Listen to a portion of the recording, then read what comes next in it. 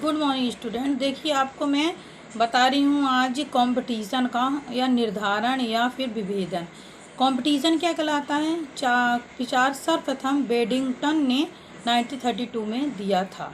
ये प्रेरक उद्दीपन के आधार पर जो प्रतिक्रियाएं करने की ऊतक की क्षमता जो होती है, उस क्षमता एवं एक कार्य की अवस्था होती है, जिसे हम क्या कहते हैं?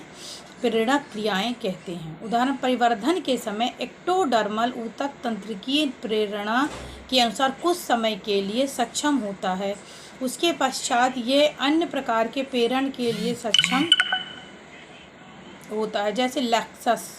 यदि हम इन्हें आनुवंशिक रूप से वर्णन करें तब केवल कुछ समय अवधि होती है जिसमें इस प्रकार के विशिष्ट आनुवंशिक और जीनी सक्रिय निष्क्रिय सुग्राहिता पाई जाती है।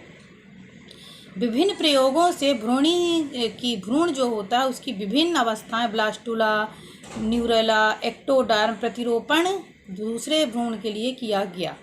समय के अनुसार एक्टोडर्म धीरे धीरे न्यूरल ऊतक में परिवर्तित होने की क्षमता खो देता है। एक्टोडर्मल का रोपण केवल एपिडर्मिस के रूप में ही विकसित होता है। ठीक है। इसके बाद आप देखेंगे कि दूसरे प्रयोग में गैस्टुलेशन अवस्था एक्टोडर्म के अंशों को पृथक पृथक अवस्था में विभिन्न समय अवधि में न्यूरल के विभिन्न स्थानों को प्रेरित किए जाने के लिए प्रेरक सक्रिय होते हैं। परिणाम दर्शाता है कि पाश्च गैस्टुलेशन अवस्था में मस्तिष्क बनने की क्षमता कम हो जाती है तथा न्यूरल अवस्था में एक्टोडर्मल क्षमता कम हो जाती है, जबकि वृद्धि जिसको कहेंगे एजन जिसको कहते हैं ऊतक विशेष प्रकार से प्रेरक के लिए अपनी क्षमता खो देते हैं और नए प्रकार की क्षमताएं या नए प्रकार के ऊतक बन जाते हैं। ठीक है।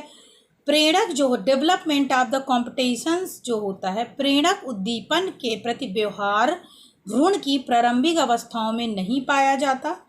यह क्षमता विदलन ब्लास्टुलेशन अवस्था में नहीं पाई जाती, केवल गैस्टुलेशन अवस्था में ये कंपटीशन वाली जो अवस्था होती पाई जाती, क्योंकि इसमें आरएनए ट्रांसक्रिप्शन केवल गैस्टुलेशन अवस्था में पाया जाता है, यानी आरएनए का ट्रांसक्रिप्शन केवल गैस्टुलेशन अवस्था में पाया जाता है। मैसेंजर आरएनए द्वारा ट्रांसक्रिप्शन गैस्टुलेशन के पूर्व में ही प्रारंभ होता है।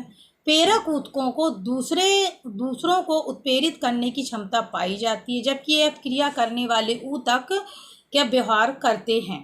उत्प्रेरक को सक्रिय कार्य भूमिका देते समय ऊतकों को निष्क्रिय रूप से विभिन्न प्राणियों में पारस्परिक क्रियाएं तंत्रों के अंतर्गत दशाओं को एक उत्प्रेरक के अनुक्रिया क्रम में पाया जाता है। इसको पारस्परिक क्रियाएं भी कहते हैं। इसको सबसे अच्छा उदाहरण है कशेरुकांग कशेरुक जो होते हैं उनके आकार की जनन।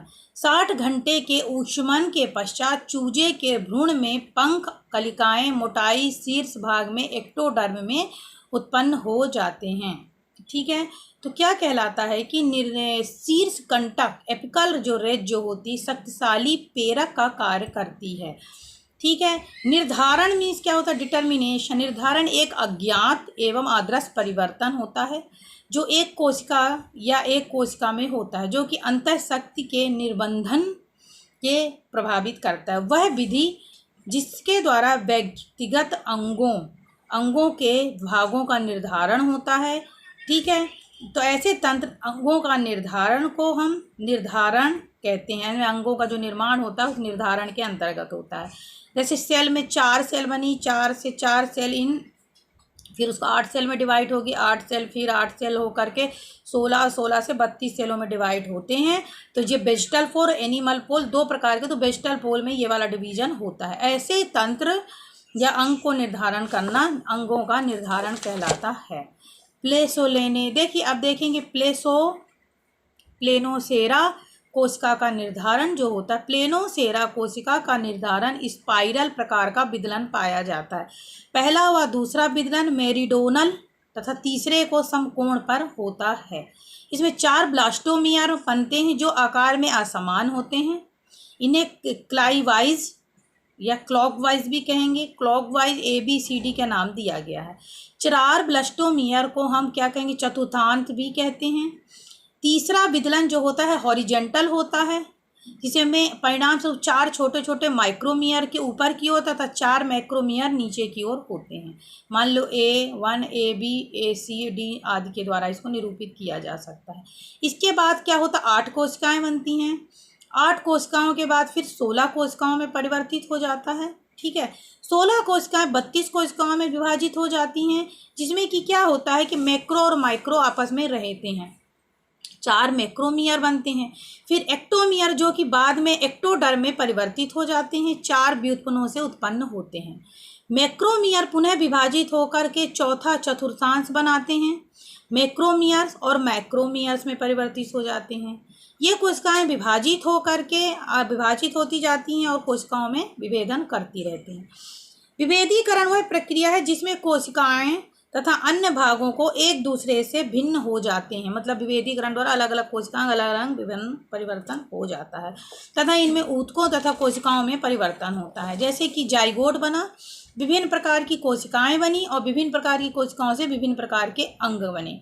विभेदीकरण का मतलब क्या होता है, अंतराकोश की विभेदीकरण और अंतःकोश की विभेदीकरण, यानी इंट्रासेलुलर और इंट्रासेलुलर। अंतराकोश की विभेदीकरण और अंतःकोश की विभेदीकरण 2 प्रकार का ये होता है।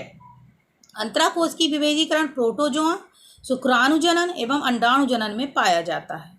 अंतःकोश की विभेदीकरण बहुकोशिकीय प्राणियों एवं पौधों में अंतःकोश की विभेदीकरण कहा जाता है। अंतःकोश की विभेदीकरण का मतलब है ऊतक अंगों में जो विभेद होता है वह अंतःकोश की विभेदीकरण कहलाता है। कोशिका विभेद एक जटिल विषय है। कोशिका विभेदन कोशिकाओं में होने वाले परिवर्तन संबंधी व प्रक्रियाओं को, जो कि जीवों में एक डेवलपमेंट की विभिन्न व्यवस्थाओं को बताता है, प्रदर्शित करता है। भ्रूणी विकास के विभिन्न प्रक्रियाओं से निष्कर्ष निकलता है कोशिकाएं एक निश्चित संख्या में अधिक नहीं होती हैं तथा भ्रूण विभेदन की प्रक्रिया शुरू होती है। ठीक है, इसके बाद क्या होता है, साधारण प्राणियों में जैसे मादा द्वारा अनिषेचित अंडे में भ्रूण निर्माण में सभी आवश्यक पदार्थ पाए जाते हैं तथा विकास निषेचन का चालू हो जाता है। ठीक है, तो ये सब क्या विभेदीकरण कहलाता है। ठीक है, फिर इसके बाद कार्य एवं परिवर्तन आप देखेंगे, एनिमल पोल और वेजिटल पोल पाई जाती है। इसके बाद क्या पाई, स्पर्म प्रवेश करता है। प्रवेश करने के ब्लास्टोसील बनती है। ब्लास्टोसील के बाद क्या गट कैविटी बनती है। ठीक है, फ्यूचर डोर्सल एक्सेस जिसको भविष्य मैप चार्ट भी बनता है।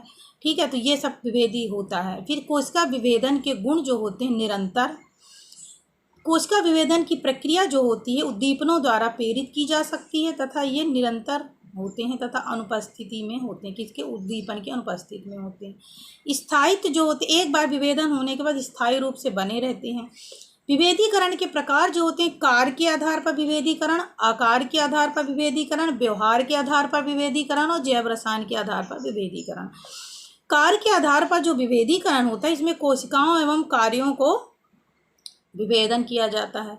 आकार की विभेदन जो होता है ये परिवर्तन के समय उसके शरीर में जो आकार और चेंजेस उसके कारण होता है। व्यवहारिक विभेदीकरण वह कहलाता है इसमें कोशिकाओं के व्यवहार में जो परिवर्तन होता है। विभेदीकरण जो होता है इसमें बहुत सारे स्तर होते हैं, मेटाबॉलिक स्तर होता है, मेटाबॉलिक पथ होता है, बहुत सारे स्तर पाए जाते हैं। ठीक है, जैसे अभिन्नता अवस्था, आदिम अभिन्नता अवस्था, भिन्नता अवस्था और मॉड्यूलेशन अवस्थाएं, ये किसके अंतर्गत आती हैं, विभेदीकरण के अंतर्गत आती हैं। ठीक है, जो कि समस्त जीवों में कार्यशीलता को बनाए रखती हैं। ठीक है, तो ये विभेदीकरण के अंतर्गत बताया मैंने, ये छूट गया था आपका चैप्टर, वो मैंने बताया। Thank you.